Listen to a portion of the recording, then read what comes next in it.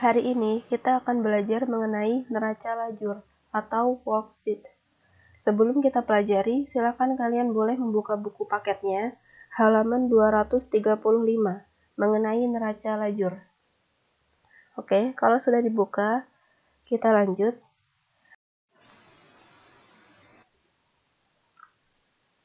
Neraca lajur adalah suatu daftar yang berisi kolom-kolom, ya, di mana neraca lajur ini disusun untuk mempermudah dalam penyusunan laporan keuangan.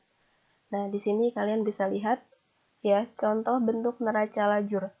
Terdiri dari kolom nama akun, neraca saldo, penyesuaian, neraca saldo setelah penyesuaian, laba rugi, hingga kolom neraca. Oke. Nah, sekarang kita coba bahas dari satu persatu kolomnya ya. Sebelum kita lanjut, perlu kalian ketahui bahwa penyusunan neraca lajur ini kita susun setelah pembuatan jurnal penyesuaian ya.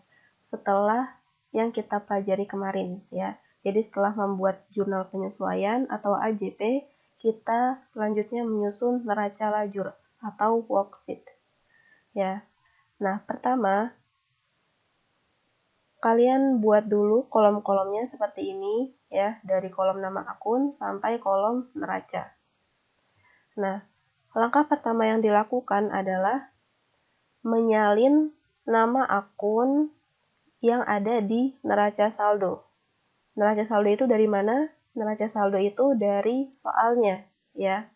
Jadi dari nama akun itu hingga saldo-saldonya disalin ke sini, neraca saldo.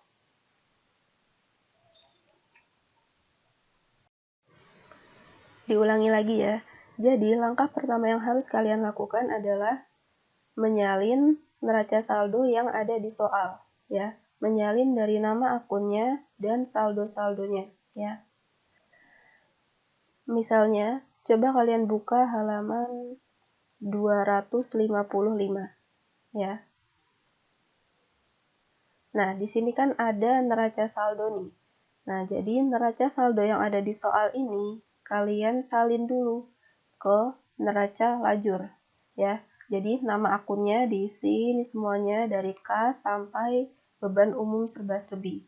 Kemudian saldonya juga disalin 252 juta di debit sampai bawah 105 juta 500 juta di debit. Itu juga yang kredit-kreditnya ya, disalin juga. Pokoknya intinya disalin. Neraca saldo yang ada di soal disalin ke neraca lajur yang tadi. Nih, disalin ke sini ya. Bagian yang ini, neraca saldo. Oke, lanjut. Sekarang, langkah kedua yang kalian lakukan adalah menyalin penyesuaian atau menyalin jurnal penyesuaian yang telah kalian buat ya. Nah, kemarin kan kita telah mempelajari jurnal penyesuaian ya. Nah, jadi jurnal penyesuaian yang telah kalian buat itu disalin ke sini ya. Nah, untuk lebih jelasnya nanti akan saya bahas contoh soalnya ya. Sekarang kita lanjut dulu di sini.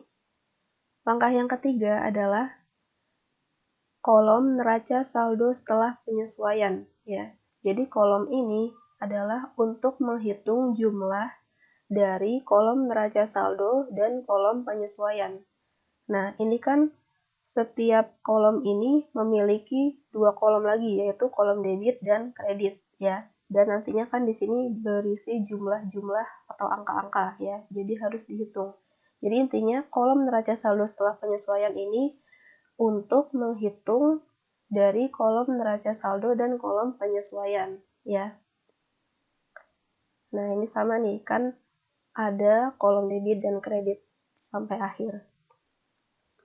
Nah, misalnya nih, pertama, misalnya nama akunnya kas. Di neraca saldo ada 5 juta di debit.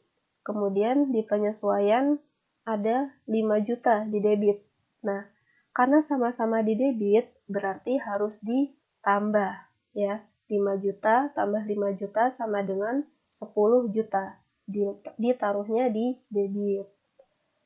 Kalau misalnya di penyesuaiannya di kredit, ya. Misalnya di neraca saldo 5 juta di debit, kemudian di penyesuaiannya 2 juta di kredit. Berarti harus dikurang hitungnya ya.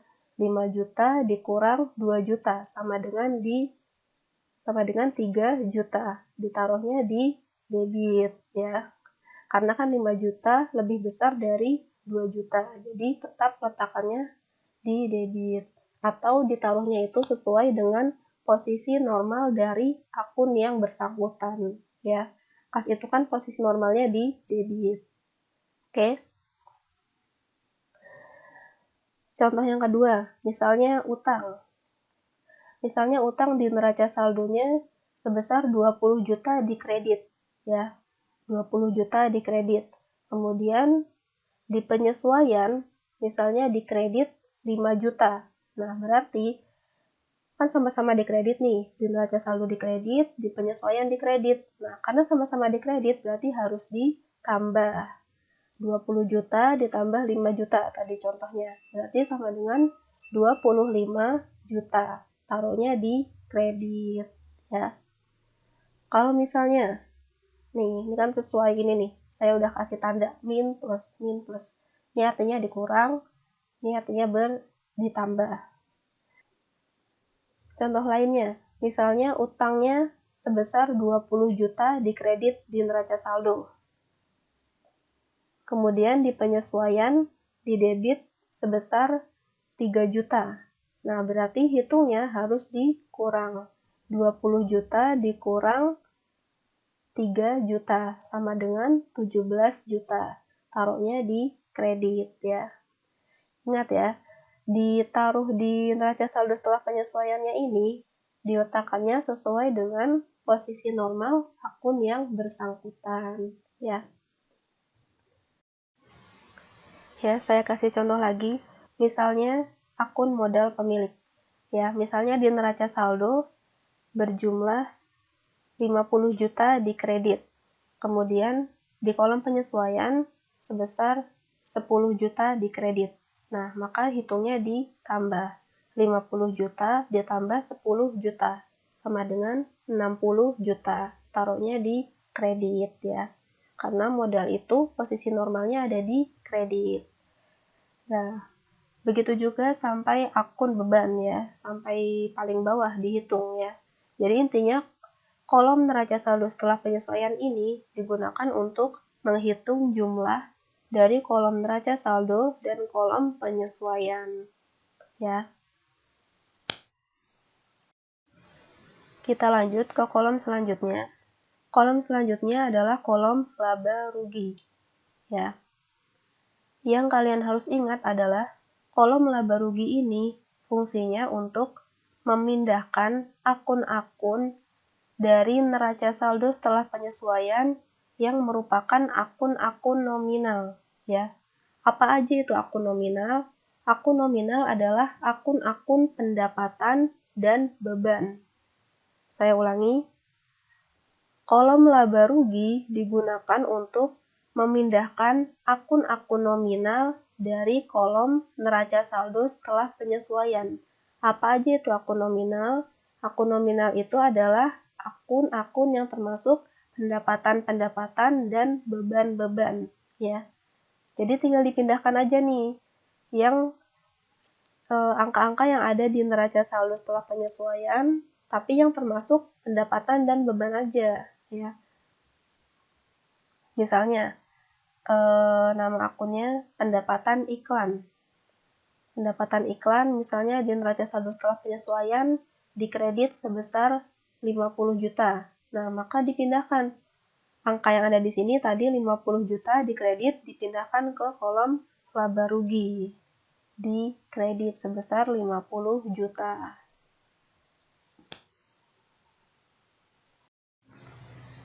Lanjut, kolom yang terakhir adalah kolom neraca.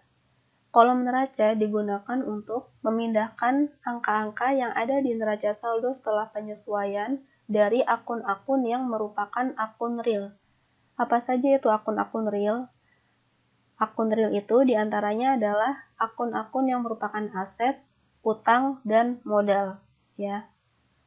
Nah, jadi intinya kolom laba rugi dan kolom neraca ini fungsinya sama, hanya memindahkan angka yang ada dari neraca saldo setelah penyesuaian, ya.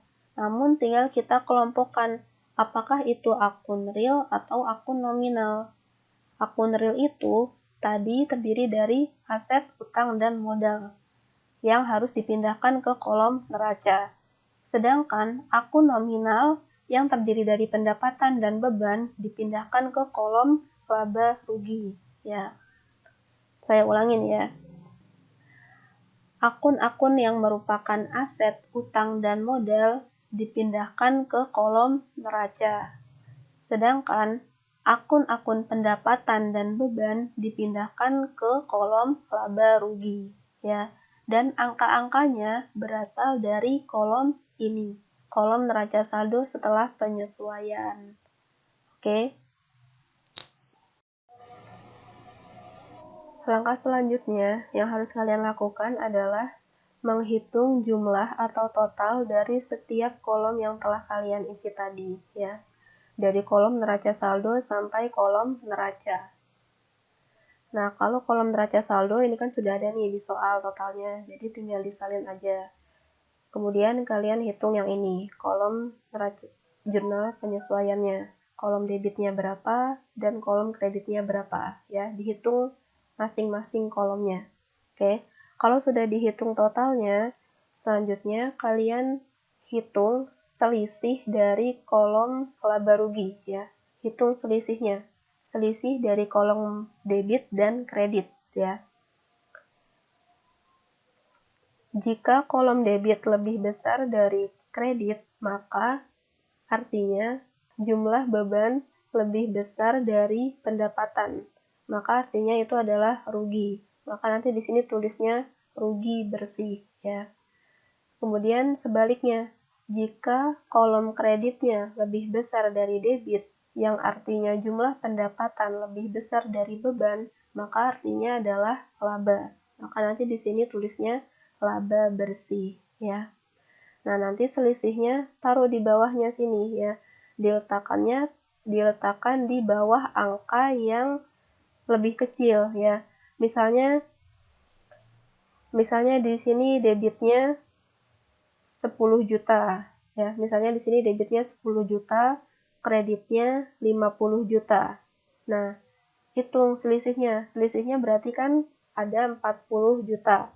Nah, tadi kreditnya lebih besar daripada debit. Berarti artinya itu laba. Nah, maka selisih 40 jutanya ditaruh di sini, di kolom debit, ya. Nah, setelah itu, kalian hitung juga selisih yang kolom neracanya, ya, selisih antara debit dan kreditnya. Sama, ya. Dihitung selisihnya, dan angka selisihnya itu ditulis di bawah angka yang lebih kecil, ya. Nah, kemudian setelah menghitung selisihnya, kalian totalkan lagi, ya, jumlahnya berapa. Nah, nanti kan, tadi kan contoh yang tadi misalnya, di sini debitnya 10 juta, kreditnya 50 juta, maka selisihnya di sini 40 juta, ya. Berarti 10 juta ditambah 40 juta sama dengan 50 juta. Kemudian di sini sama 50 juta, ya. Sama nanti di sini juga, ya, dihitung totalnya lagi. Nah, mungkin di sini kalian masih membayang-bayang, ya. Nanti akan saya beri contoh soal kasusnya agar lebih jelas lagi, ya. Ini saya bahas secara umumnya dulu ya di sini. Oke. Semoga bisa dipahami ya teman-teman.